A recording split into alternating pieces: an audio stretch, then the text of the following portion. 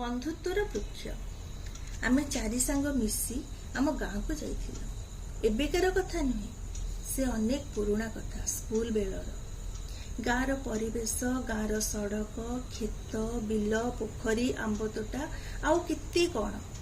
गाँर ग्राम देवती आस्थान और ता पाख खोला पड़िया एवं सेई पड़िया रे धू धू खरारे क्रिकेट खेल। घरू आंब तोटा बाट दे जाऊ जाऊ टेका पकाई आंब पारी खाई खाई खेलिबा को चलिले। से खोला पड़िया पाखरे पहुंची हठात मो मुंडरे गोटे कथा ढुकिला। कहली टाकुआ गुड़ी को न फोपाड़ी एठी पोती देवा।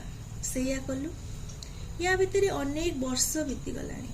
मझिरे मझिरे बापा सहित अनेक थर गाँव को जाइछि, किंतु आमे चारि सांग मिसी आउ गाँव को जिबा हेई नथिला। 15 वर्ष बीती गलानी।